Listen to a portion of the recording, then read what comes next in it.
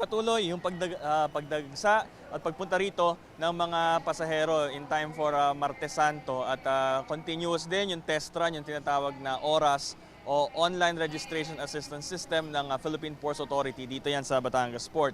Ang layunin ng sistema na ito ay matulungan yung mga chance passengers na makahanap ng masasakyan na definite.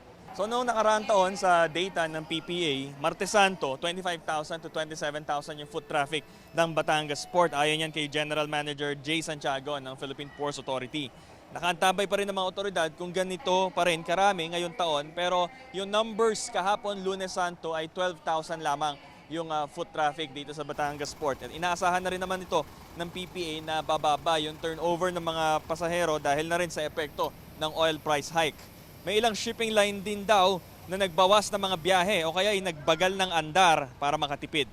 Makakatulong sa mga pasahero ang QR code ng oras kung saan maaaring i-check kung may biyahe o wala ang barko.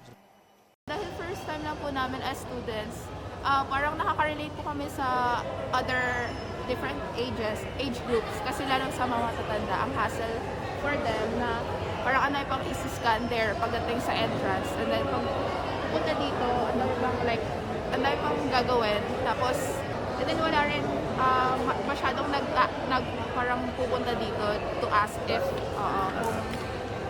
kung like i-assist or something. Kailangan magkaroon ng kasiguruhan ang mga kababayan nating sumasakay, sigurado yung kung anong barko ang sasakyan nila, sigurado kung anong petsa, sigurado kung anong oras, at siguradong makakarating sila sa kanilang destinasyon.